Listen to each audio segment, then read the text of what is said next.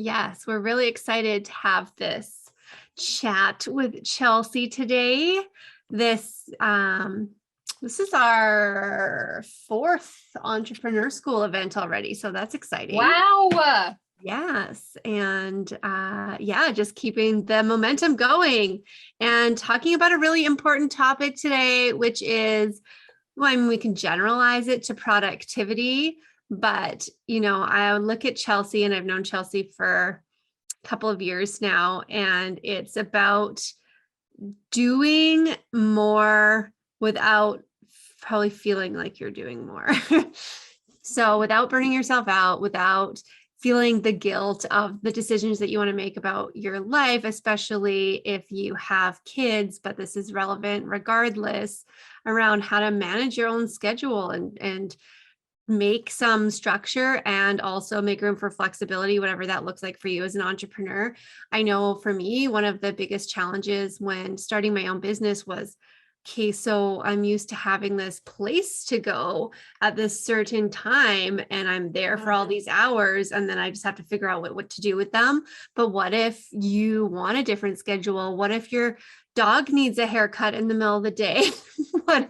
Which is literally my right now. After this, I'm going to pick up my dog at the groomers. Like that You go. kind of stuff has to happen sometimes. And so just, I've heard Chelsea speak several times. I love bringing her to my audience because I think she's so valuable, and I'm always taking so many notes. So I hope you all have your notebooks out, and I hope that works for you as an introduction. I don't like the formal bio set up. That's perfect. That's perfect. It makes me sound like a real person, right? Like we can read the stiff bios, but it makes me sound like a real person, which again, note real person life. My daughter's half sunken first year birthday balloon somehow ended up in my office. I have no idea how it got here, but it's going to be our back scene today because we're not moving that now. Amazing. Perfect. It's fine. It's all good. And I can vouch that Chelsea is a real person. We shared a room together in Puerto Rico last summer. Yeah. Did I talk in my sleep, or was it good? I never asked you that question. Maybe I am a bad roommate, but I don't think so. All right. I love this topic. So when Kelly asked me to speak on it, I was just like, yes, absolutely 100% I'm in. This is one of my most requested topics. Because of that, I actually built a whole like mini course around it. And if so you have questions about that, I can answer them as we go. Okay. So is it Elisa or is it Alyssa? Did we find out? Okay. All right. It's Elisa. Elisa. Perfect. Okay. And then welcome, Priscilla. Perfect. So while we have people coming in, the way that I teach is I am not a bobblehead up here. So the way that I teach is I want you to jump in the chat. I'm going to ask for engagement.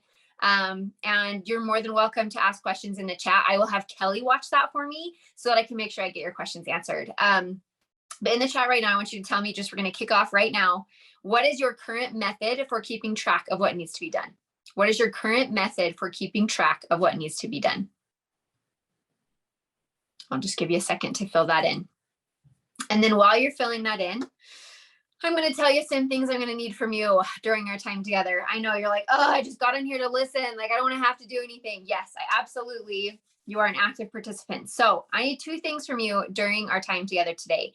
One is to engage and two is to execute. Okay. 2 E's, easy to remember. So meaning engage. Again, I was just saying, blow up the chat, right? Have those questions come in at any time during anything that we're doing. Feel free to unmute and ask a question, or just like put your hand up.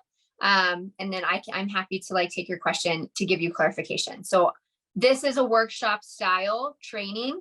I want it to feel that way. Or if I'm saying something, you're like, I don't really know how that applies to me, or like, Chelsea's crazy, this would never work in my house. That is the time to ask the question, because guaranteed, if you have the question, other people do as well. So feel free to engage in the chat. I'd love to hear from you. Hi, Monica. So second is we are going to execute. Okay. We're going to execute. Now I have bad news for you, which is probably not good for me to say, but I will let you know that this presentation, this workshop will not change your life and business. It just won't. The person who does that is you. You are the one that will change, and you do that by implementing what we learn and what we talk about. So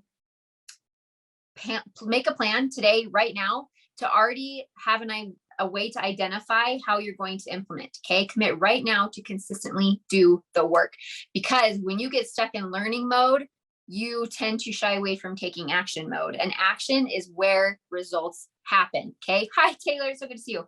Okay. So action is where results happen. So plan to execute. Those are the only two things I asked from you. And now that I've told you, you're probably like, okay, it's not that big of a deal, right? Because if you're here, you are most likely an action taker. So those are the two things. That's it. Wasn't too painful. You ready? So again, thank you so much, Kelly, for having me today. Like I said, I love this topic. I love talking to female entrepreneurs, especially those that are moms and that are trying to manage all of the things, right? But basically how I need to introduce this topic is I need to tell you a story. Now, if you are a mom, you are going to feel this story in your soul, because I guarantee you have 5 just like it. But this has become the most beautiful analogy, my favorite story to tell. So this is about my middle. So I have 3 kiddos. I've got 2 crazy boys who are 6 and 4, Tayson and Bennett. And then we have, I don't know what we did to deserve her, a close to perfect little girl who we are just all obsessed with.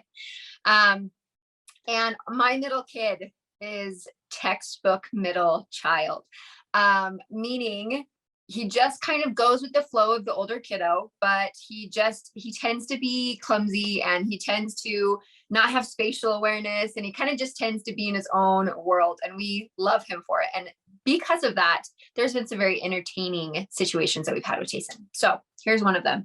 I lovingly call this story Tayson and the Mail. You ready? So, we're really trying to get him to be independent. He was, I think at this time when this happened, he was maybe, I think he was still 3.5. It's important for us, for our kiddos to feel independent. And so what we were doing, we were all having a picnic during our lunch break out on the grass. It was glorious, right? Started out perfect.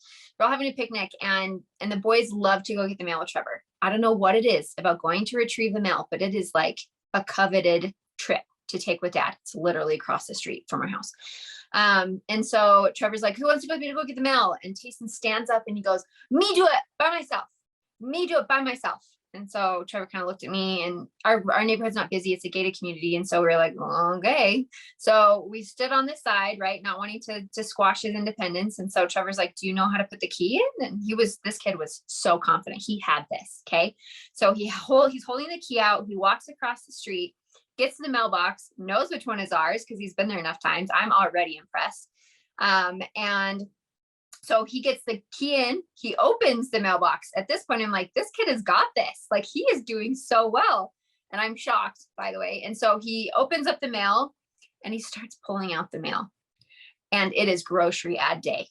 Now, if you know what I'm talking about, that is the day that all of the grocery stores conspire to completely fill up your mailbox with all of their ads and their newspapers and all of the things. So I'm seeing, and Tayson's pulling these things out. Some of them are dropping on the floor already. He's just like pulling them out. And I'm just, this is so fine. This is so fine. I'm not going to be my control freak. This is great. He's doing so good. We'll just pick him up after he's done. So he's pulling out. He just keeps going. They're just still coming. So he's got this like armful of mail. And I'm thinking, how in the world is he going to get back across the street? So we're like, are you good, bud? You got it? I got it. I got it. I got it. Okay. So don't let us stop you. So he's got this mail in his arms. He starts walking. All he does is like try to start walking, and things just kind of start falling. And he's like trying to bend over and pick things up. And then when he does that, other things are falling out. So our mail at this point is like scattered all over the grass by the mailboxes. And then he is so determined, and he's like, I'm still going to make it back. So I'm going to cross the street. So I can see in his face that he's still going to make it across. He just, whatever, that mail's gone. See ya, mail, not needed. So he starts making his way across the street, and things are falling, and he's like stumbling. And then the kid starts running. And when he starts running, because in his head, right, if I run faster, I will lose less mail. I'll get there faster. It's all going to be good. So he starts running, and there is mail flying everywhere. And then at one point, an actual grocery ad just flips up in front of his face. So poor kid can't even see where he's going. But does he stop? Absolutely not. He keeps running across the street, can't see where he's going, mail's flying everywhere. And I, like the very mature parent I am, I'm on the grass laughing. Like, it's the best thing I've ever witnessed. And he finally makes it across the street. We take the mail out of his hands, and then we go back and we help him pick up the other pieces that he dropped. And the kid felt awesome, right? He was a little bit flustered, but we were just, it's all right. Like, we'll help you pick it up. It's okay. You did great. And I, in that moment, was like, I have to tell this story, because as I'm watching my kid struggle with this mail, I'm thinking like, this is us. Like, this is us as moms, as business owners, as adults, right? This is us as we try and start out a new week and things just don't ever go as planned, right? They don't ever go as planned. He didn't think he needed help. He totally thought he had it. It ended up, he didn't know it was grocery mail ad day. Like, there's no way to plan for that. So things came up, he's dropping balls.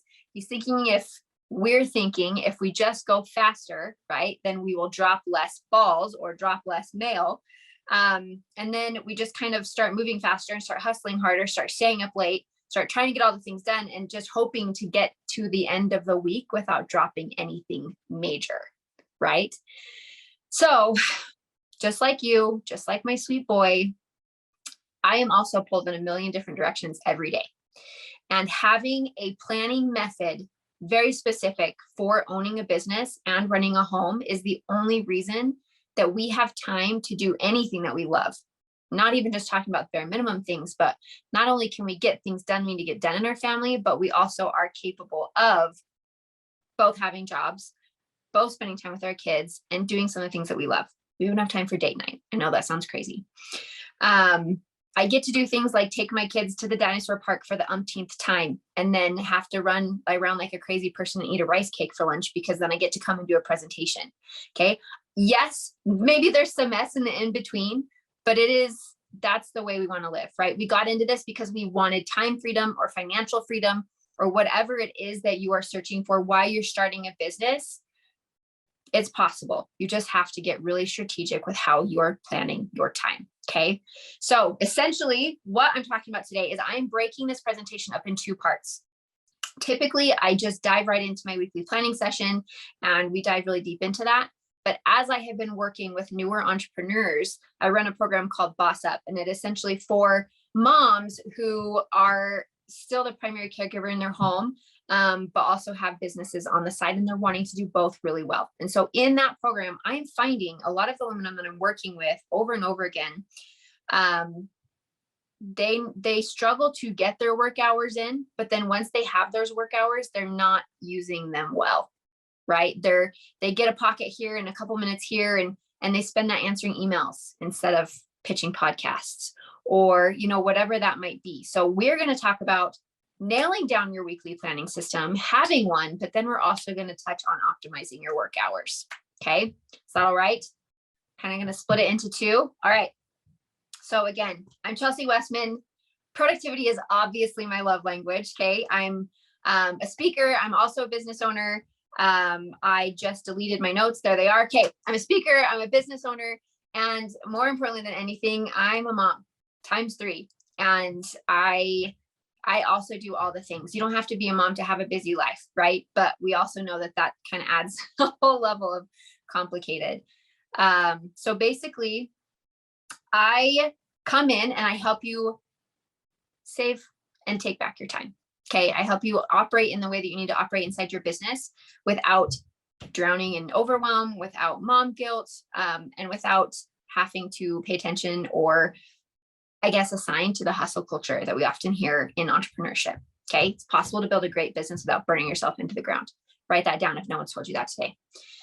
Okay. So today, let's talk about my win your week. So this is a productivity framework. It's a planning framework designed to help you take back your time by working smarter, not harder.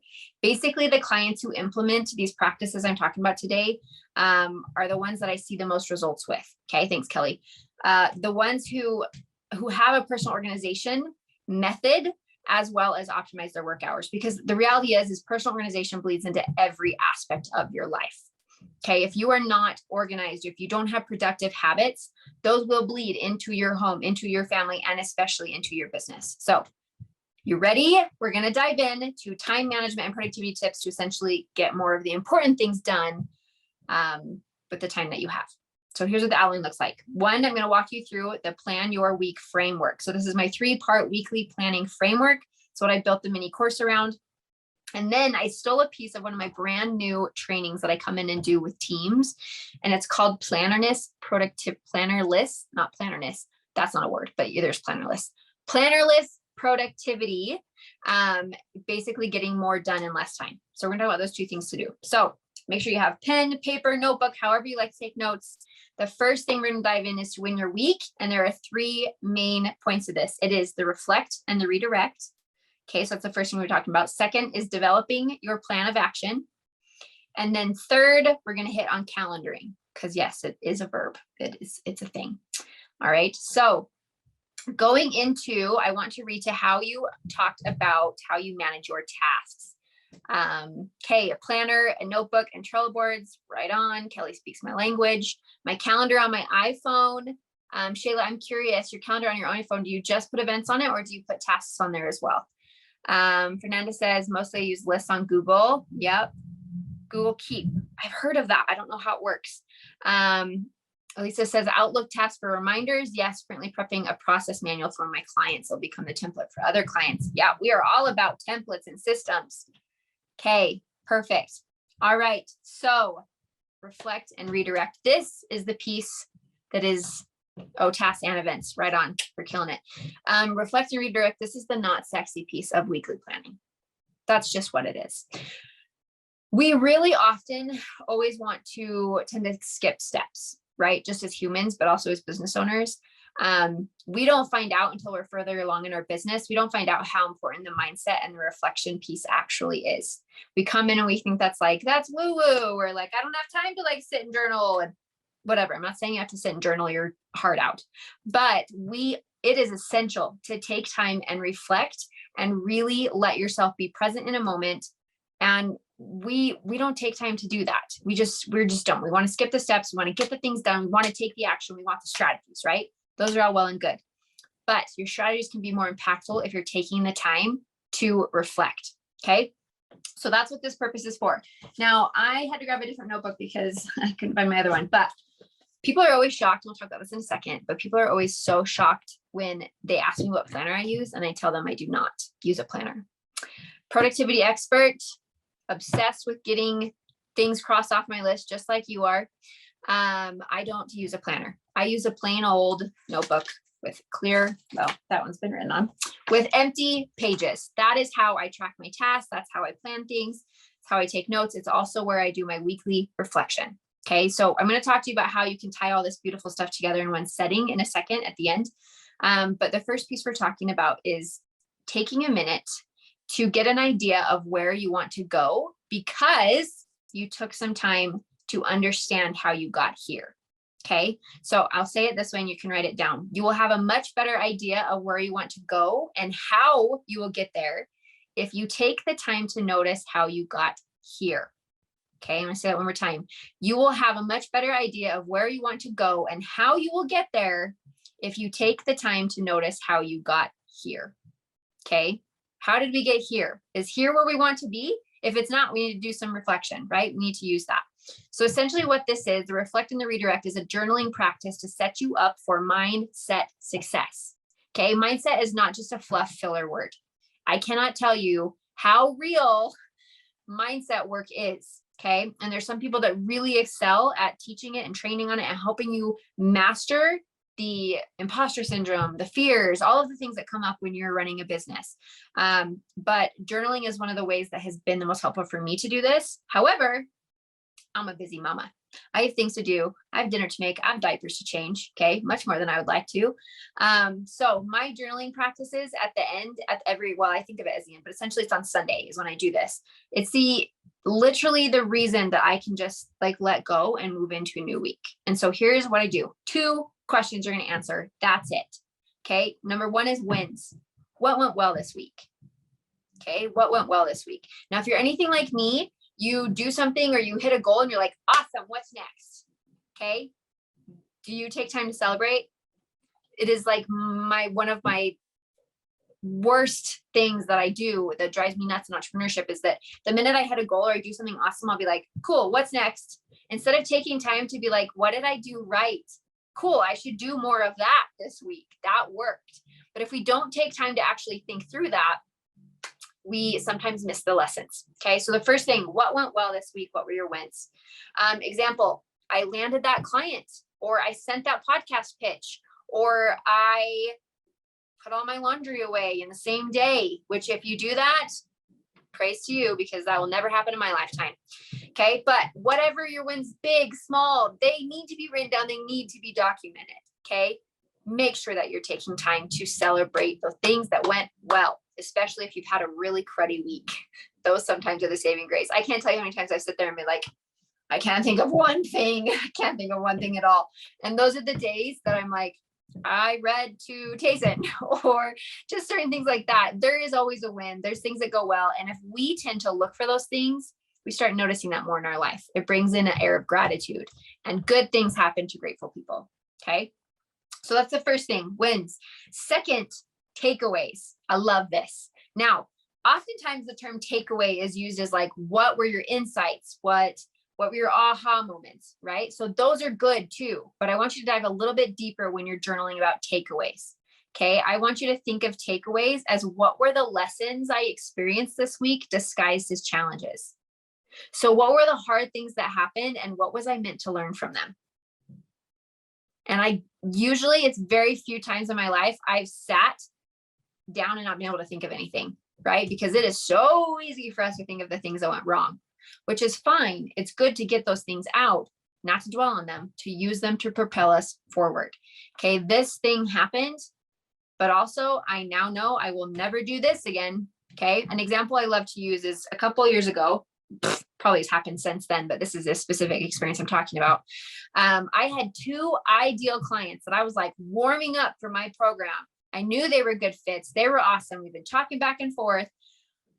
There was another coach launching something similar at the same time I was. And my two clients that I thought I had in my program, pretty sure they were going to sign up. I saw, this kills me still. I saw that other coach post their names in her program. And I was like, oh, like I worked so hard to nurture those people. I really wanted to serve those people, and they joined someone else's program. And that can cause all kinds of stuff for you, right? Like so much insecurity, so much like, what the heck am I even doing? Like my success has been a fluke. All of the things come in. But I can remember journaling this piece and was like, no, I'm not going to sit in this. I'm not going to dwell in this. And so I remember writing something to the effect of, her transformation is different than mine. And I trust that the right women will say yes, because there's plenty of clients for everyone. I can remember writing something to that effect, and it was soothing. It just, and once I decided to believe that there's enough clients, there's enough customers for every single business owner, that changed the way I started to do business. I started to show up to serve and not just to like pull in revenue, right? When you're operating from a place of needing to make money, which I have been here multiple times, especially in the beginning of my business, of needing to make money, you don't hold space for being able to serve. And the revenue comes from wanting to serve and having service be your target. So that's just an example. What is a hard thing that happened to you this week? What can I learn from this? If you've ever worked or will ever work with me one-on-one, I make my clients do this every single Friday. Every single Friday, I make them do a check-in with me. And sometimes they like wait till like Friday evening and they're like, I'm sorry, I just really didn't want to do this. Don't care, because the reflection piece is essential.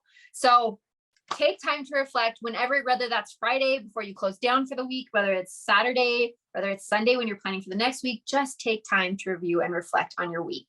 Okay. So I want you to tell me in the chat right now, what is one win you've already had? We're halfway through the week. Good things have happened. Hard things have happened. I want you to write one thing in the chat, a win that you have already experienced this week.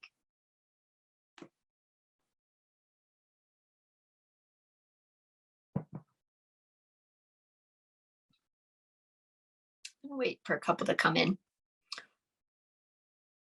When I wait to say anything until people chat, it makes people have to do it. Kelly's probably like, Chelsea, what are you doing? I was busy putting a weekly task in my calendar to do the weekly reminder on a Friday. So love it. Yes. Talk about action. Yep. Keep them coming. I went to an event yesterday and I'm caught up with some people who I haven't seen in real life for a long time. So that was. Ooh, yes. In real life. That is key. Oh, I got Love a that. message. Started my website. Got the bones set up. Yay, Kayla. Yes. Keep them coming. Had a helpful, insightful discussion with someone in my line of work. That is always, always helpful. That is a big win. Okay. I love that as a win. Like noticing that sometimes it's just like had a conversation, went to a thing. It isn't like necessarily like a tactical, got paid $500 for something, right? Yes. The wins are so much more than the money that comes in, because it's these small wins that actually make the bigger impact. So love that. Making connections, keep them coming. And then we're going to jump down to developing your action plan. Now, I could literally do an entire training just on how to efficiently and correctly use a task notebook or a to-do list. So let me paint a picture for you really quick, and then you can, well, you don't have to raise your hand because I just know that we've all been there. But essentially, imagine yourself, how many times have you laid in bed just feeling so defeated at the end of the day? Like you're exhausted, you're totally drained, you're absolutely burnt out because you worked so hard and you feel like you have nothing to show for it. Like you can't even count on, you don't even know what you actually did that day. Okay. That's like early motherhood to the max. But in business as well, you can be so busy all day long, and then you lay there and you're like, what do I even have to show for that? Like what good did I even do today? That is the worst feeling. It's happened to all of us. And that is a sign that you failed to focus on the tasks that will actually move the needle in your life and in your business. So that is a sign that, like, shoot, I'm focusing on the wrong things. I'm going to do better tomorrow. Okay. There's a quote that I love, and it is, being busy does not mean you are taking care of business. Being busy does not mean you are taking care of business. Okay. Cement it, tattoo it on your forehead, do whatever you need to do. It will change your life. If you feel like, so we're going to do a bit of a to-do list reframe here for a second. Okay. If you feel like you're supposed to have all of your tasks crossed off by the end of the day, you're doing it wrong. Okay. I'm going to say that again. If your to-do list is a deadline inside of a guideline, you're doing it wrong. All right. Unfortunately, we have been taught to use to-do lists. I hate the word to-do list. I am just, from here on out, we're using task list. Okay. To-do list even sounds weird to me. We have been taught how to use task lists inefficiently. And then they become this, like, I don't know. I always think of it as like a snooty teacher that's like looking over your shoulder, like making sure you're getting all your work done, and is like ready with her red pen to like let you know that you did a bad job if you didn't finish your to-do list. Okay.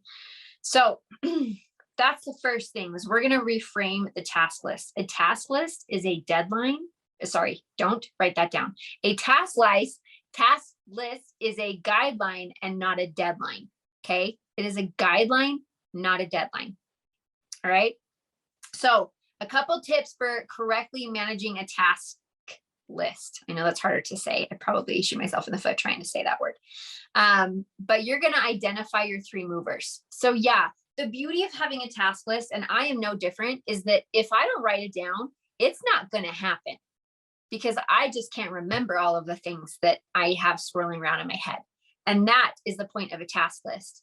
It is to get all of those thoughts and those to-dos out of your head and somewhere else. Now, I don't care if you use paper like me. I don't care if you use, Google's great for that. That's why I was asking. A lot of people just like block their tasks into their calendar. It also has a task option on Google Calendar. I'm a big fan of Google Calendar. But I don't care how you track it. It's just the point of writing the list down is not to like pound this hammer of like things you have to get done before you dare go to sleep tonight.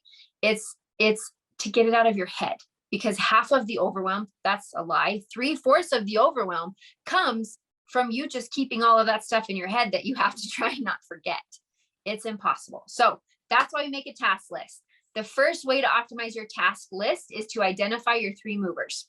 Now, I'm not the one to come up with this. There is multiple names for this. Someone calls like 3 frogs, like eat your frogs first. 3, what did they say? The 3, now I can't even remember because I've said 3 food movers for forever, but let's just say, I can't take credit for this. I'm not the only one that teaches it, but essentially These are the 3 things on that list. You're going to identify 3 things on that list that will make you feel successful at the end of the day. Okay. And move the needle in your business or your life. Now, because this is to manage all of my life and not just my business, some of those things are sign Bennett up for Spy Camp, right? That is a mover if it starts tomorrow, or that's a mover so that I don't have to worry about it. Okay. So your movers, that's an example of like an urgent mover, but I most likely was going to do that anyways. So pay attention to what the tasks are on your list. After you've made your list, what are the 3 things that if I get done today, I'm going to feel like I crushed it. Okay. And I'm going to be able to sleep, know that I got everything done that I needed to get done, and everything else can wait till tomorrow. Okay. So if you're catching this, you don't need to cross off your entire to-do list every single day, because we will always have a longer list than time we have available to do it in. That's just a fact of life. Okay. So do this for your daily lists. You can also do this. I create a dump list at the beginning of the week and make a list of all the things I'd like to get done that week, and then identify the movers. And then I do this daily as well. So as we're going, make sure you let me know if you have questions about utilizing these. But essentially, if you follow me on Instagram, which if you're not, you should, on Monday mornings, I post just a template that says my 3 Monday movers. And those are the things I need to get done on Monday. And that's just what I focus on. Okay, here's the key with movers. These are not necessarily tasks that feel urgent. Okay, these are not necessarily tasks that feel urgent. These are tasks that have high importance, but not necessarily high urgency. Okay, if you've ever read 7 Habits of Highly Effective People, he has a quadrant, and it has important, and then it has urgent, and then I think it has important but not urgent, and urgent and not important. I believe that's the 4. And basically you need to make sure that you are existing and you are prioritizing the important and not urgent, because the trick to that is that oftentimes if we are doing that, nothing ever ends up being urgent because we don't procrastinate and we don't put things off. Okay. So that is the first tip. Basically know what your priorities are and work through those first. Because if you can knock out those 3 movers at the end of every day, whether they are home related or business related, or you just have 2 separate lists and you have movers on each of those, whatever works best for you, these will allow you to lay in bed at night and think, I did important things today. Okay, I did important things today. Basically, this next level intentionality allows you to make sure that your actions are matching your values and that you're using your efforts on what matters most to you and your success. So effectively using a task list ensures that your actions match what you say you value. Okay, what you say is important. All right, so that is developing your plan of action. Now, I've just called it a plan of action. A POA notebook is what I have. But however you decide to do that for the week, it's up to you where you document it. But make sure that you are identifying your priorities. If you get nothing else from that whole thing, identify your priorities. That's it. And work with those first. Okay. So jump in the chat. I think it's down here this way. And tell me one of your movers for today. What is something that you know if you accomplish today that you could go to bed tonight and feel successful? Yes. Host Entrepreneur School with Chelsea. Like it.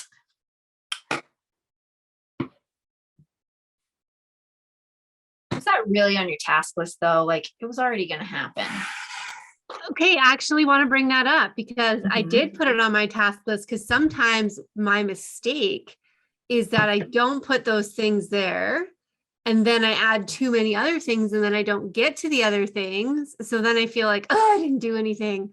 But really, like I had a meeting that I had to do this morning. So that was on my task list, even though it was like a meeting. And then yeah, I like that. And that's the beauty of productivity is it's not a one size fits all, right? Like it's Kelly's had this presentation before, and she's able to take what works for her and make it work for her personality, how she wants to operate things. I love that. Yes, Taylor says part 3 of my business blueprint. Ooh, excited to hear more about that. Shayla says drop off a care package for a friend whose 14-year-old dog passed away. Can we all just take a minute and absolutely confirm that that is a mover? Taking care of people 100% is a mover, because what are we doing all of this for if we aren't taking time to cherish the people in our lives? Oh, I love that that is a mover for you. That's fantastic. Keep them coming. Okay, complete a second review of an engagement letter for a new client. Ooh, sounds intriguing. Love that. Yeah. So, and the last thing with movers that I would just say is keep in mind, these are not always the things that feel urgent, because if we are constantly operating in the urgent, that's where the burnout happens. That's where the overwhelm happens. So if you can just work ahead and do the important things now, instead of waiting until they're due tomorrow or they're on deadline, you will change the game for just your mental well-being when you're working. I love that. Thank you for sharing those with me. Okay. Now the last piece of a weekly planning session, or the Win Your Week framework, is calendaring. Okay. It's calendaring. Essentially, if you do not make a plan for how you're going to use your time, that overwhelm that comes in only compounds. Okay. If you do not make a plan for how to use your time, the overwhelm you feel will only compound. Okay. And I mean compound, because we tend to spiral, right? Like we get a little bit overwhelmed and then we're like, well, I'll just start and do something, and then we get overwhelmed by that. And then we're just like swimming in this sea of like overwhelmed tornado, and there's no getting out. Okay.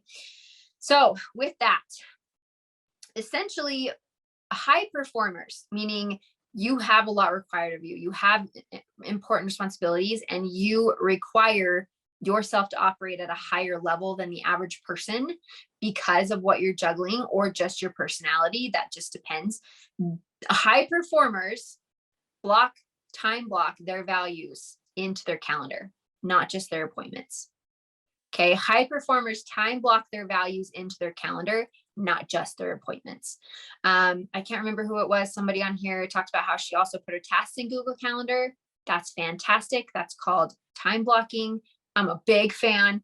We can talk about that a little bit if we want, but basically what this looks like is, yes, I absolutely scheduled in presentation Entrepreneur School with Kelly. Like, yes, that was in my calendar, but also budgeting tonight after my kids go to bed is also in my calendar. Okay. So certain things, which yes, staying on top of my budget does tend to be value, but essentially what I'm saying is that we need to make sure that we're putting things in our calendar that take care of us, take care of our family, take care of our house. Okay. Not just our business. So examples of this are movement and exercise. Okay. If getting daily movement, I'm not going to say if, we all know it's important. Okay. Put it in your calendar.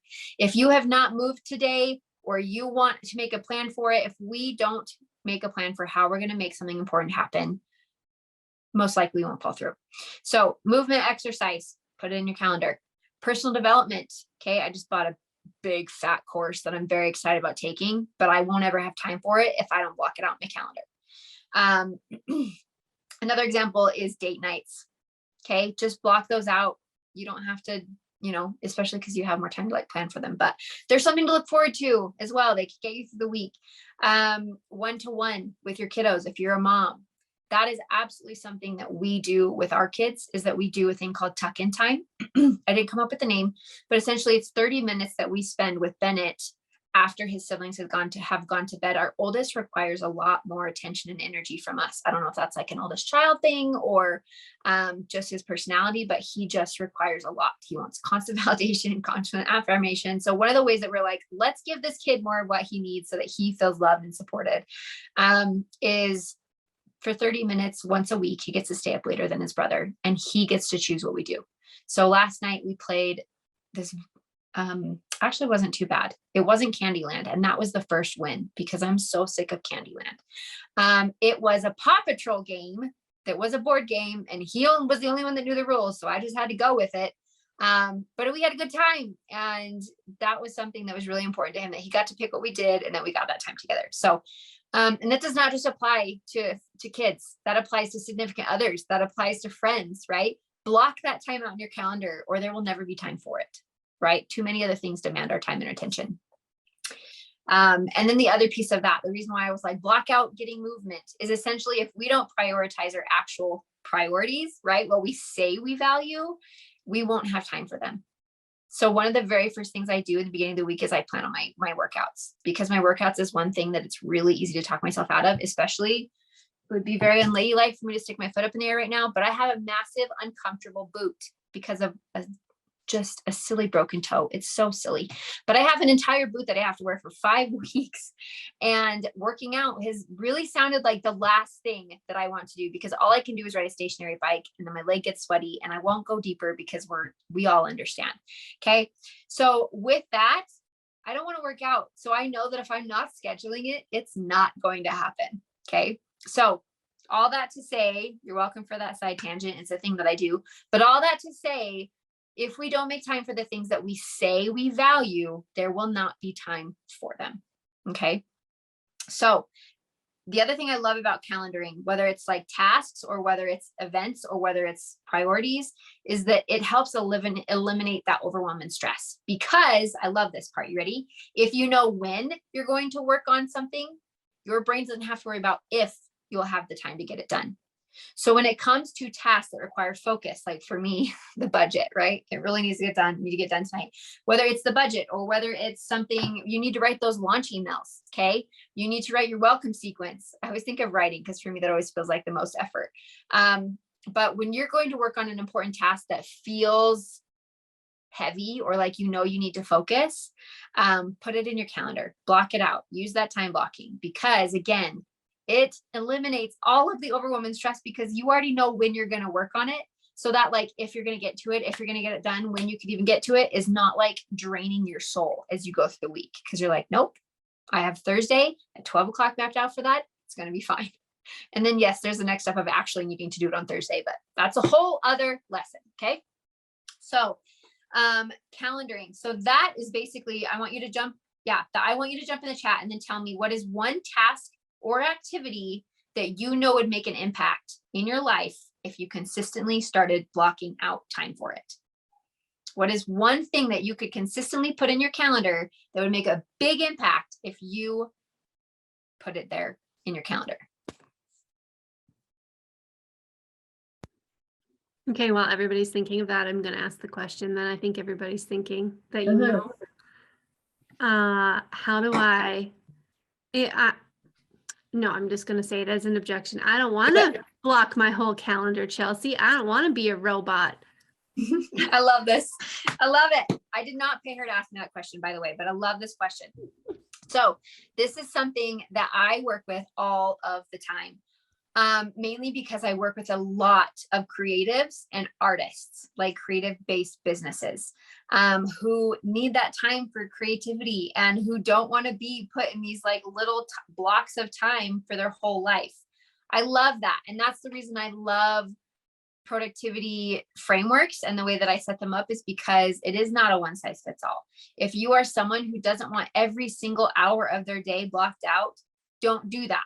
Specifically, and I love doing this, I've done this for the summer, block out white space in your calendar. So yes, you still have to actually put the block there, but don't make plans for it. Like, don't plan for it. If you want time to just do whatever you want to do, but you run a house and maybe you're a parent or you are responsible for someone or you're married or all those things, like I said, there's so much pull at our time. So if you're like, oh, sorry, I have something scheduled for that time, they don't need to know it says do nothing. Okay. So if you are the type of person that needs white space in your calendar, I would actually highly suggest physically putting those blocks in your calendar, which I know seems counterproductive of not wanting your calendar blocked out, but it's white space in your life that you can just be. Okay. You can just be, because, and this is another training I give inside my Win Your Week, is it's really essential to have morning and evening bookends. So essentially systems and just habits and rituals, routines that you go through every day to set yourself up for success and to wind down or to like clear your mind or to practice, being present and things like that. Those are really effective to help you not feel overscheduled. Those are a really great gift you can give yourself. And again, like I said, that's a different lesson, but that would be my first suggestion, is to plan for the white space so that you make sure it's there. And then the second piece is, I actually bring this back to the 3 movers. If you don't want to block out tons of different pieces for tasks in your calendar, where is it? I have sticky notes everywhere. It's never hard for me to find some, but I have an artist client who I absolutely love and was feeling overwhelmed by the thought of calendaring. And so what we did is we got a sticky note. She just wrote down, these are just dates, but she wrote down her 3 movers every single day on a sticky note. And there's this beautiful piece on a laptop that's on the right or on the left of your keypad. And it usually fits a sticky note like perfectly. So we put a sticky note right there. It has her 3 tasks. And then I just had her assign a time to them. That was it. And so it was just like, I just have to get this done by this time today, or this is when I'm going to work on this. So I just had her assign either a deadline time or a time that she was going to work on it. And that was it. That was all. So again, you can kind of take that and do with what you'd like. But the best thing, because I am someone who likes a good balance, believe it or not, I do love having time blocked to work on tasks, but being a mom, I want to hang out with my kids, especially during the summer. And I want to not feel so busy. I want to not feel like I'm running around with my head cut off all the time. And one of the ways that I've done that is I've planned my days in blocks. So I have a work block and I have a mom block. I don't know what you'd call it. A block of time in my calendar where I don't schedule work stuff. I don't do other tasks. I am mom. I am with my kids. So whether or not you actually need to block that out in your calendar, or you just know that you don't work these afternoons or whatever that looks like, absolutely do that. Does that answer your question, Kelly? Yeah, I think that provides a good context for a combination of flexibility and structure based on what your personal preferences are. Mm-hmm. Yeah. And not feeling like, I've had multiple clients that have felt like it's too regimented, or automatically don't like time blocking because of the way that it's just like been taught, but it doesn't have to be. So if you have specific questions like Kelly did, please jump in the chat and ask them, because I'm happy to talk about it more. Okay, so I want to go back and I want to look at the tasks that we talked about, or the things we knew we need to schedule. Perfect. Yeah, mini anti-business anxiety lesson. Yeah, I got lots of those, mostly from experience. Elisa says consistent rather than intermittent research to look at options to scale up my business. Yeah, making time for research, that happens a ton when you're in the beginning or when you're restructuring. That's been a lot of my life right now. Sheila says date night with my husband. Yes, he'll love that. He'll love that in his calendar. That's fantastic. Okay, so we have our reflect and redirect. We have our plan of action. We know how to effectively use a task list, and we also understand how we can optimize your calendar. What does this actually look like? Okay, we're really busy. How do we actually implement this? You know, you might be like, Chelsea, this is all well and good and all, but I have real life to go back to. So I'm going to talk to you about how we implement this in our life. Okay, Sunday afternoons for us, same. So we get we go home from church and I put a movie on for my kids. My kids get a Sunday afternoon movie. We all love it. And I map out my task list for the week. So I like map out my dump list, like what I want to get accomplished that week. And then I go through, back up. First I do the review and reflect. And then my next step is to map out my task list. And then I block out my calendar. So once I understand what tasks I need to be doing or things I'm responsible for that week, then I go in and identify, okay, what appointments do I already have on my calendar? What do I want things to look like? When am I going to work out? Right? So I do this. It takes me about an hour. Yeah, it's an hour that is hard to make a habit when you're not already doing it. But that 1 hour that I'm asking you to prioritize in your life will give you so many hours worth of stress and overwhelm back. You will get so much time back if you take the time to plan out your week beforehand. I have some clients that prefer to do this on Saturday mornings. Some do this on Friday afternoons before they wrap up their workday for the next week. So whatever works for you, but the trick is to make it happen the same time every weekend, the same time. Because if you're like, oh shoot, I can't do it this morning, I'm gonna have to do it tonight, or oh, crap, now I can't do it tonight because I'm gonna have to do it tomorrow. It will never happen. We all know how busy we are. It won't happen. So the same time every weekend, non-negotiable. Okay. So that's the first tip. And then after the kids go down that night, then Trevor and I, my husband, we go over one another's calendars. And that's the time that he uses to get his stuff set up. So we go over one another's calendars and just make sure we're on the same page. That's a big piece if you have a significant other in the picture, because they sort of need to know the things that are going to affect them too, right? This process is now I know that was kind of like a short how we tie that together. Inside the Win Your Week course, I just sit like in my sweats at a desk, like where I typically do. And I just walk through exactly how that looks. But that is the gist of it. And this practice is a non-negotiable part of our weekend. And the reason that I'm like outrageously protective of it is because I'm really busy and you're really busy. But this method of planning and getting things set up is the only reason that I don't always feel busy. I know that I'm a busy person. When people find out how much stuff we're doing, they're like, how in the world? And I get it. Like my life probably looks really hectic, but with the systems and the practices that I've put into place, I don't feel hectic. And that is the difference maker. Again, this weekly planning shouldn't feel like one more thing to do. I don't want you to go into it feeling like that. It should feel like the thing that helps you get more done without feeling so busy all the time. Okay. So instead of one more thing to do, taking time to plan out your week is the thing that gives you that time back that you absolutely want, absolutely deserve, and we should all have. Okay. So again, the reflect, the redirect, the plan of action, and calendaring. Okay. So that is part one. And you're going to spend the most time on this. Like I said, I could talk about this forever. I had to build a course out of it because I was like, we just need to break this down. And I love this topic, but hopefully you feel like this is something that's doable in your life. And if you have questions about it, please, please, please let me know. Perfect. So Elisa said, oh, I love this. Started dividing my days into threes. Usually one is for work, one is for me, and one is for anything else or double up on work. Oh my goodness. I love this so much. Yes, absolutely. Each one of the threes can be used as 1 little hour, as much as 5 hours, such that my days only blocked off for about 6 to 7 hours.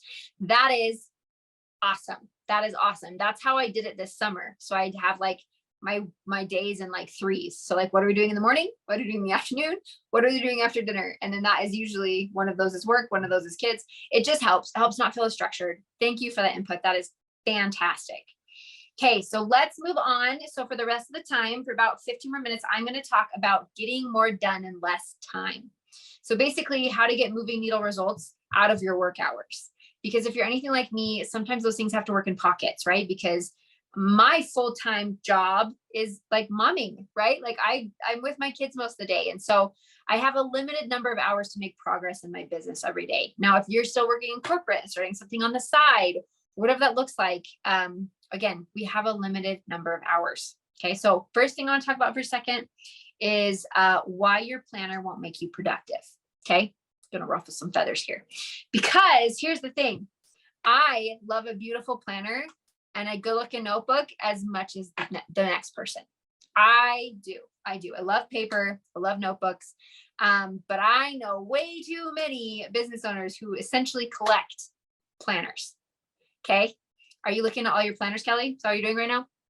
Okay. So I loved using a planner in college and in high school, but when I got into entrepreneurship, I noticed, and we've all been there. Okay. I love that. So here's why this matters. I'm going to tell you a story about my sweet husband. Trevor's and my brain work very different, which is probably why we complement each other so well. He's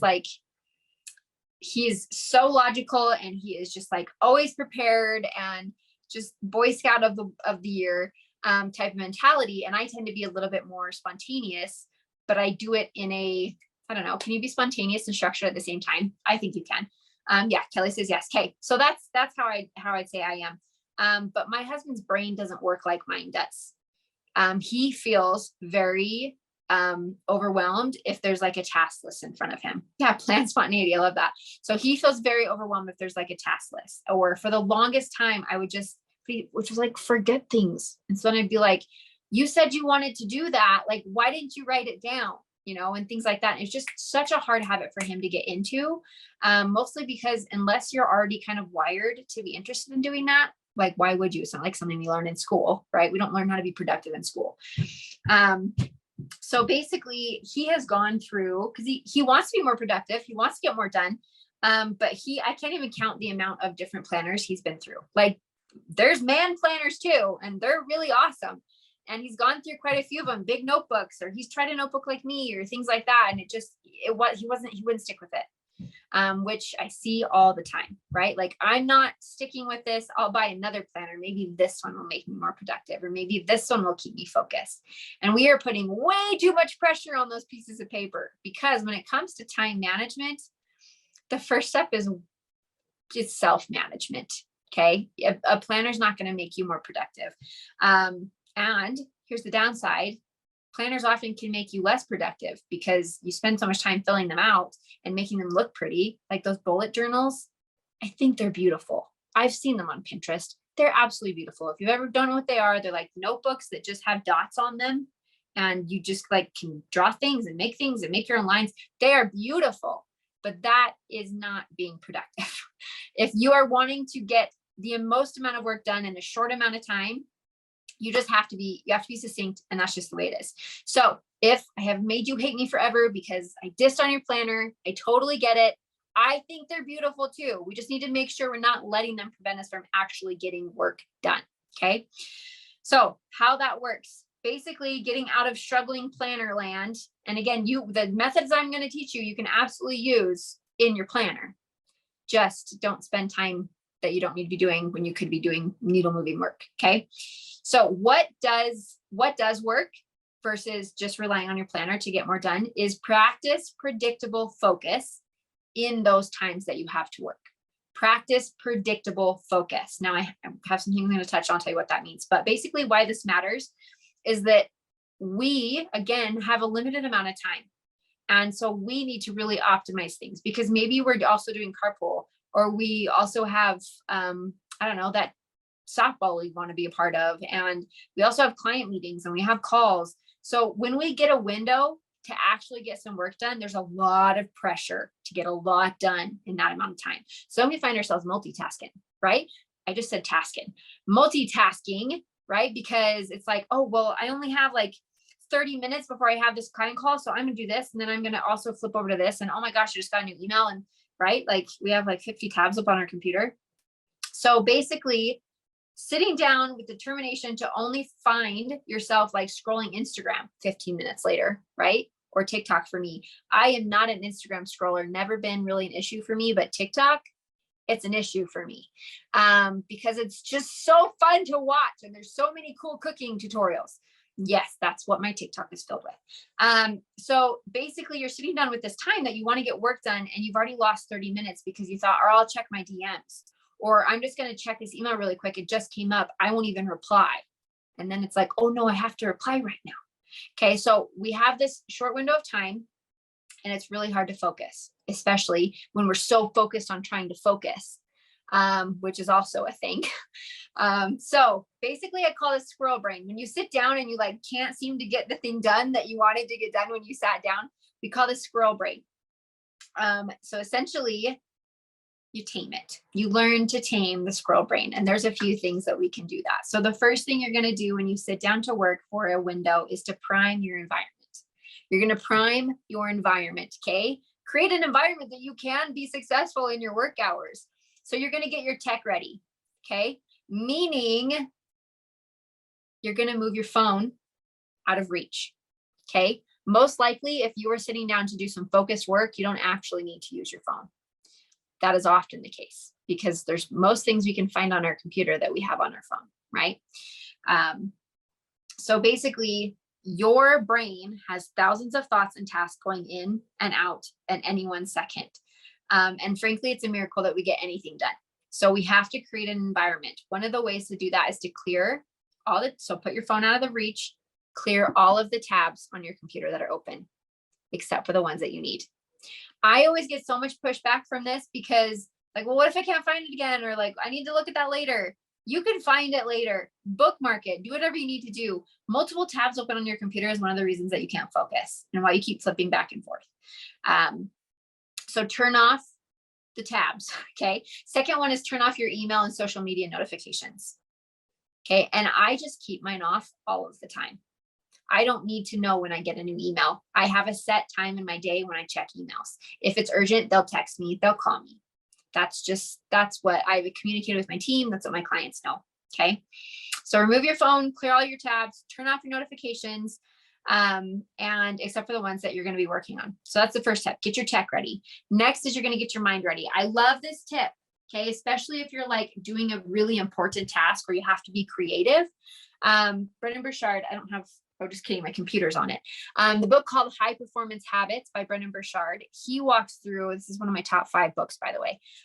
He walks you through how to reset your brain. So you need to give your brain a reset when you're transitioning to something. So if you've just come back from like the gym, or you just came back from dropping your kid off at spy camp, that's where Bennett is. That's why I keep using it. You need to transition from like managing a life brain to like being a business owner brain. And they are a little bit different, and you need to reset your brain to be able to focus. We don't know how to focus, and it's not our own fault. It's the life we live. It's the culture we've been brought up in. It's the things we have in our hands. We've lost it. So give your brain a reset. So one thing that I really love, and that all it takes is to just close your eyes for a minute and visualize the outcome that you want for your time. Okay. So just coming in, just sitting down and closing your eyes and saying, okay, deep breaths, lots of deep breaths in through your nose, out through your mouth. Let your mind kind of just blank, just focus on your breathing for a second, and then identify the outcome that you want for this time. Okay. I want to have created my launch calendar. I want to have all of my content planned for next month. I want to have created and written a pitch for this podcast. Okay. Whatever that looks like. So visualize what you want to have accomplished by the end of that time. That sends a message to your brain of like, okay, this matters. I'm going to try and distract her with other thoughts less often, right? Doesn't mean they're going to go away, but less often. And because our brain finds the answers that we're looking for. So if we're like, I really want to get this done, our brain's going to be like, okay, that's my job to help you do that. All right. Not my job to send you distracting thoughts. So getting your mind ready. And then lastly, getting your space ready. So I have a sticky note problem. But I have started making it a little bit more organized, because if I have sticky notes all over my flipping desk, I can't focus. I can't do anything. And then I feel the need to read all of them and then find which ones I don't actually need anymore. That's the thing, is I do like a sticky note clean out like once every other week. So I just have this one little corner of my desk where the sticky notes are allowed to live. And that's all. And then everything else, I usually try and clear off my counter, my table, push things in drawers, get your space ready. Okay. Because if you're going to try and focus and you have a million things laid out in front of you, like I do right now, it's really hard to focus. Okay. Another thing is sometimes I leave the house. A lot of us work from the home, right? Sometimes I leave the house, but I have to really be able to focus. So getting your space ready, putting on some focus enhancing music, whatever that looks like for you. For me, it is the coffee shop playlist on Spotify, or it is acoustic guitar. I don't know why, but I love it. So that's what I do. So getting your space ready. And then lastly, I wish I didn't have to ask you this, but we do. When was the last time that you got a drink, you drank water, you went to the bathroom, you fed yourself? Okay. When was the last time that you did that today? Do you need any of those things before you sit down and do that? Often we just tend to ignore those types of things because we're just busy. Okay. We're not immune. We all do it. So I would love to know in the chat, what is, right? We talked about lacking focus or not being able to get things done when we sit down to do them. What is your go-to task that keeps you from actually getting real work done when you sit down to work? What is the task that keeps you from actually getting real work done? I'm assuming they're all going to be very similar, but I just love to see these answers. And no, I will not shame you, because I'm 100% just as guilty. So I'm not coming from my high horse up here. Yep. Social media.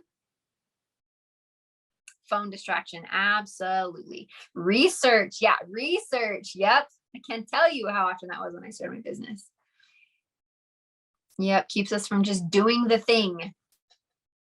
Love it. Keep them coming. These are my favorite. I think I've already admitted mine is I get on to check my DMs. I'm just going to check my DMs. And then I'm like, oh, well, I wondered if I have any. And then it's like, oh, what can you do with your oatmeal? That's fantastic. Show me more. Which it is very fascinating. Hanging out with my bearded dragon. I love that. That is not one I've seen before. So good on you. That one's original. I love that. Okay. So the other piece you want to talk about is setting your time boundaries. Okay. Something that's really hard when it comes to focus. This piece happens before you put your phone out of reach, but something that really makes us feel hard is that our brain wants to protect us from doing hard things. That's just a fact. And if we have to sit down and focus, our brain's going to be like, no, you should totally check your DMs.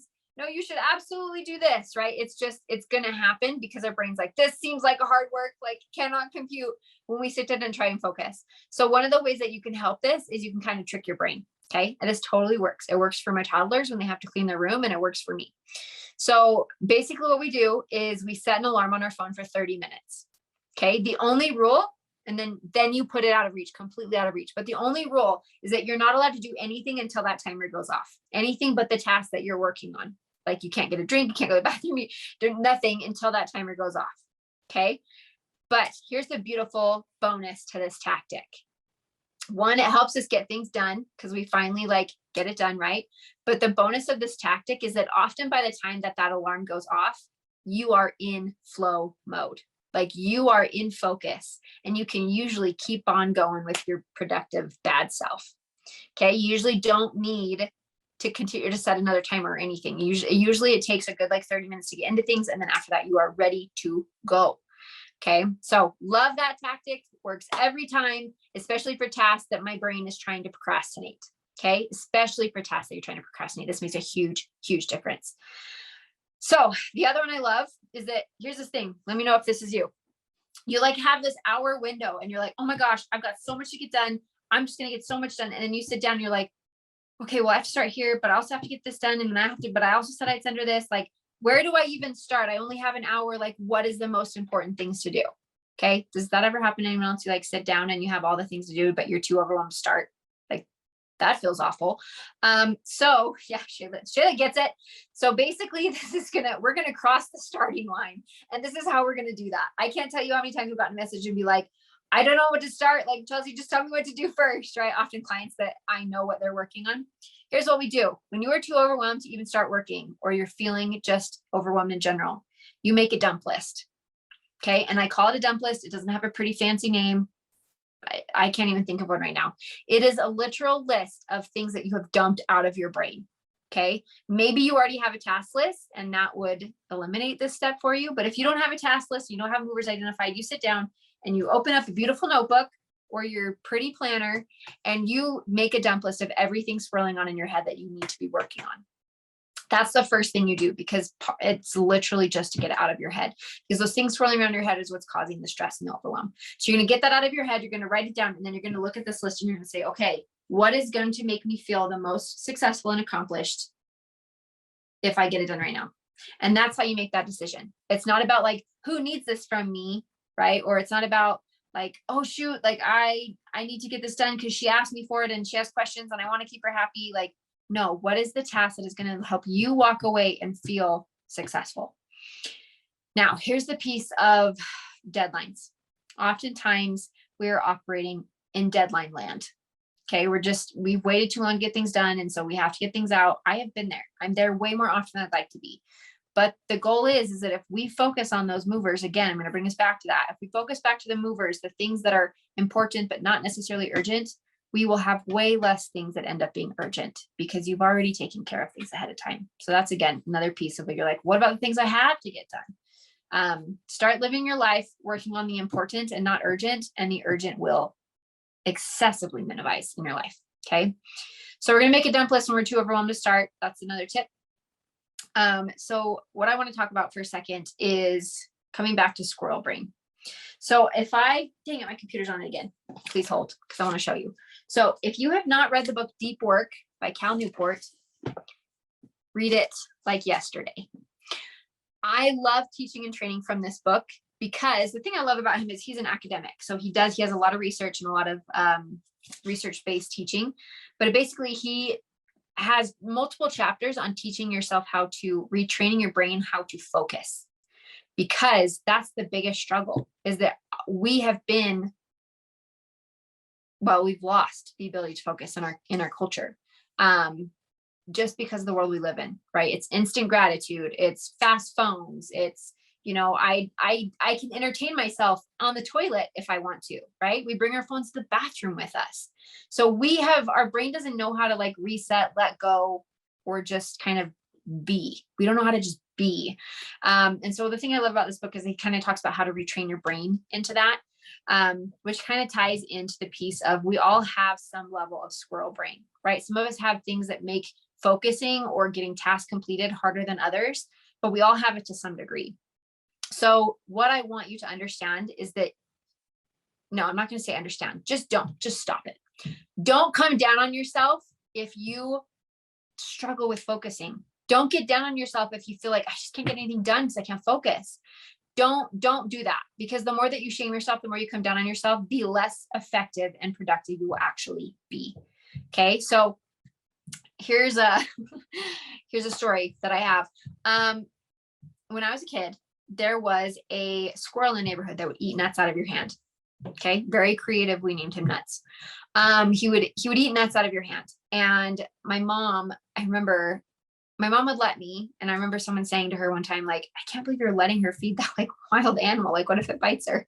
And my mom's like, I don't know, like it's pretty well trained. And I would just come outside and I would just feed the squirrel. Okay. Now, if we know anything about squirrel, if you've seen the movie Up, right? There's the dog that like can't focus every time he's like, squirrel, squirrel, squirrel, and he can't focus. That's why we call it squirrel brain, because it's like you get to a piece where like you can't focus. And if you've ever watched a squirrel in real life, which is why I'm telling you about Nuts, is like they are spastic. Like they like run up half the tree and then run back down the tree and then run all the way up the tree and then they run back down the tree and then they, throw things and it's a whole thing. And squirrels very much are that way. And oftentimes our brain have been trained to be that way. And basically what I want you to understand is that willpower or self-discipline, it's a muscle. It's not a characteristic that you either have or you don't have.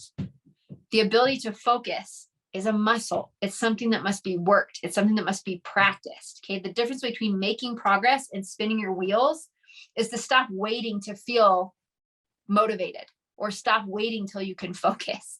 You have to learn these skills and these things to help you get the most done, because you don't have all day, right? Maybe you still work corporate job. Maybe you are a parent. Maybe you have like a life or something, to run.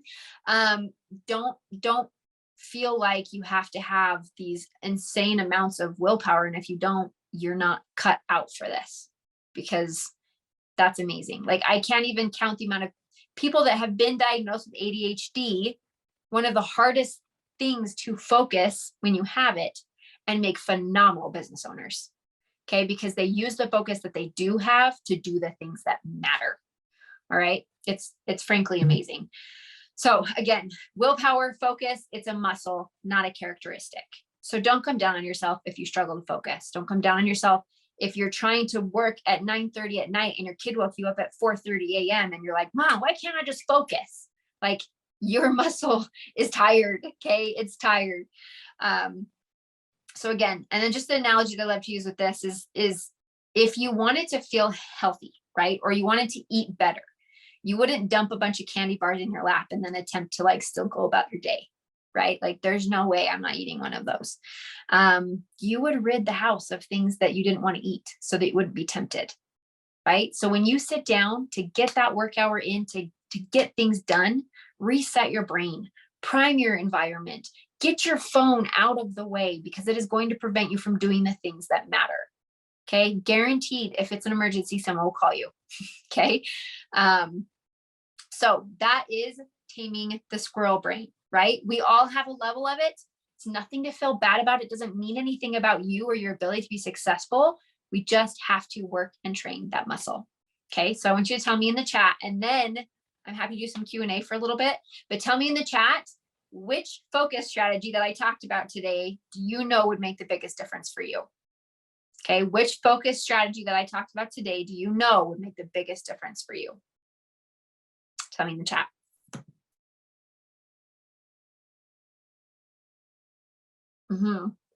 Timer, that's my favorite too.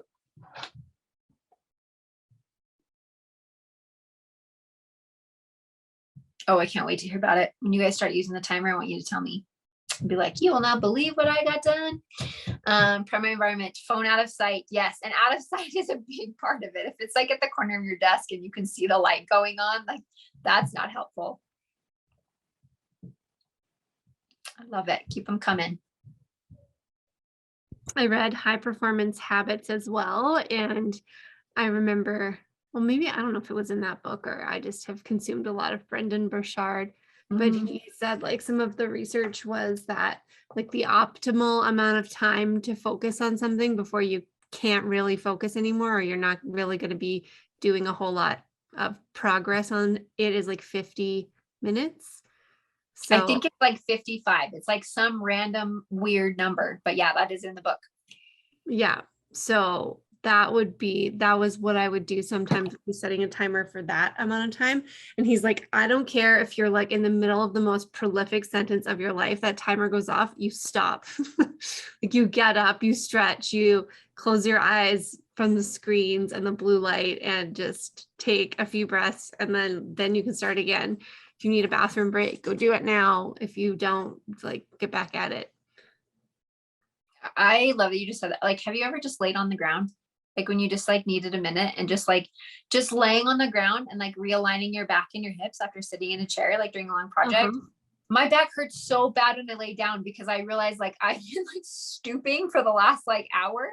So when I lay down, I'm just like, oh, that's how it's supposed to feel. Like this is so weird, but it's your body gets fatigued from sitting at a desk. Yeah. Yeah. And I realized that I stopped doing that. And so I don't know how long I was sitting at this desk before I started this call without doing any of those things. So I turned my camera off. I stood up and did 20 squats to like get the blood flow back in my But like body. can't feel my legs.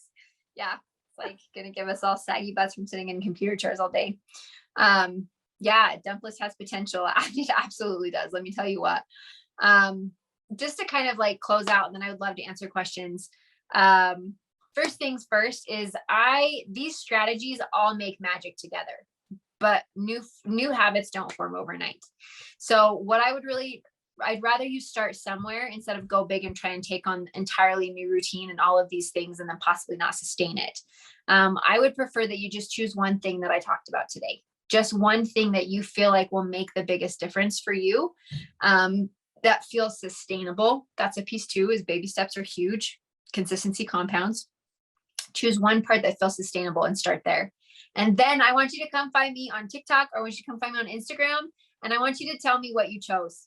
Okay. I'm happy to help hold you accountable. I love to hear your progress, love to hear what you're doing. And I really do love to talk with you. I don't just come on here, like I said, to be a bobbling head. So choose one thing, something that's sustainable, something that you know will make the biggest impact, and start there. And then as you do that consistently, then you can build some of these other work habits and things in. But yeah, you can find me on Instagram at Chelsea Wessman. So weird that I have to say TikTok now. I'm doing that thing, I guess, but it's just Chelsea_Wessman. And then I have so many resources just like this on my blog, just chelseawessman.com/blog. So I would love for you to head there. If you're like, I need more of this, we have all that there. So just to kind of close out, women and sometimes men, I guess, are often made to feel in our society, and even in online business, even in business in general, that we really can't have it all. And I feel like my job is to call BS on that. That is the hill that I will die on. That is the soapbox I'm not sorry I stand on. Every woman can have her and. You can be a great parent. You can be a phenomenal wife or partner and an awesome business owner. You can be a caring person and a friend and a daughter, and you can make loads of money. You can do it. You can have both. And that's what I love helping clients discover. But basically the idea is that having a plan to win your week, right, is what the framework is called, but having a plan to win your week and learning how to focus again and optimize your working hours are often the most impactful needle movers for clients when it comes to making progress and when it comes to making consistent progress, right? So when these are implemented correctly and consistently, again, consistency is key. These habits can absolutely, I just like to say, can take you from overwhelmed and riding the hot mess express to driving that dang train, or completely hopping off of it if you'd prefer that. I like to keep things busy, but however you like, you can have you can have it how you'd like it. Don't believe that if someone tells you different, that you have to pick or you have to choose. It's just being strategic with how you do it. So I'd love to know what questions you have, but that is it. And thank you so much for having me. Yay. Thank you, Chelsea. Oh, so good as always. Ladies, I would love to have you guys share your Instagram accounts or social media channels or wherever you are in the world in the chat so that we can continue to stay connected with each other. Because although this is an event-based community, it is still a community. And sometimes you just need to meet one other person who's doing something similar that you can reach out to and be like, this hard thing happened. I need somebody to talk about it. I know Chelsea is one of those people for me. And I think it's just really so important to find community to be part of as you navigate through these waters of entrepreneurship. So in the chat, which you can save if you click on the 3 dots, save the chat because I summarized some of Chelsea's golden nuggets. And I've also included a link to her freebie, which is 7 sure practices for sustaining new habits. And also wanted to give you guys the link for our event calendar. Sorry. I'm looking at the chat and trying to talk. Can't do that. Gonna do this. Gonna put this in the chat. Our event calendar for Entrepreneur School. So there's another event at the end of June for the summer. We're just going to do 1 per month. I'll be speaking in July on taking action and getting things done. It's similar to this, but actually just about the doing, not the planning. Yes, so important. And then we have a project management coach in August. So not all of those details are up there yet, but if you subscribe to the email list, we'll make sure that you get all of the invitations to future events. So if anybody has any questions, please feel free to just unmute yourself and ask Chelsea as we have a few more minutes here. Mm-hmm. Oh yeah, I also love to hear where you're coming in from. We've got Edmonton. I know we've got Calgary. Chelsea's in Utah. Bringing in your Canada peeps. Canada. Oh, and Fernanda's in Halifax, New Brunswick. Oh my goodness. That's East so Coast, cool. Canada. Moncton, New Brunswick. Moncton, thank you. It's like I mailed you a book. That's so cool. Isn't this cool? Online business. People can just meet people from the other side of the world and Canada. And so when you have your chat open, there's 3 little dots at the bottom beside the little happy face. And click on that and click save chat. Yeah. And I would highly, highly recommend taking advantage of a resource like what Kelly has put together with Entrepreneur School, because this is the resource that we all wish that we would have had. Kelly and I paid a lot of money to meet each other, like a lot of money to meet each other. And so when people put together things like this, that have actual people coming on to tangible things, like they're rare and they're a big deal. So yeah, definitely take advantage of the community here. Yeah. And if you have a friend in business, somebody who's even if they're just thinking about getting started, please invite them. This is, we welcome you at all levels of your entrepreneurial journey. And, even for those of us who've maybe been doing it for a little longer, that doesn't mean that we don't have the days where it feels like we're starting all over again. It's like every new next level, every new that worked for a while and now it doesn't work anymore. So I'm going to find something else. Shift, whether it's a chosen shift or a seemingly forced shift. Yeah. We're here with you. Awesome. Well, I wanted to show you, Chelsea. I have a piece of paper and at the top it says dump list. So I love it so much. That's from you. That's so funny. Someone suggested your new opt-in or your new free resource needs to be like planning pages. And I was like, yeah, I should do that after talking about how planners aren't as helpful. I'll just have that be my free resource. Yeah. Just tricked you. It's not about a planner.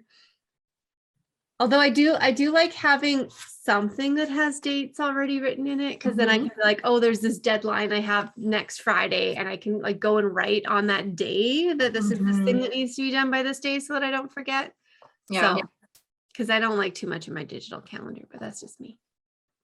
Yeah, it is. It's individual. Well, thank you so much for having me, Kelly. I don't think anyone has any questions. So Yeah, we're good. Thank you so much, ladies. We'll see you in a couple weeks, and we'll see you online in the meantime. okay. Bye all.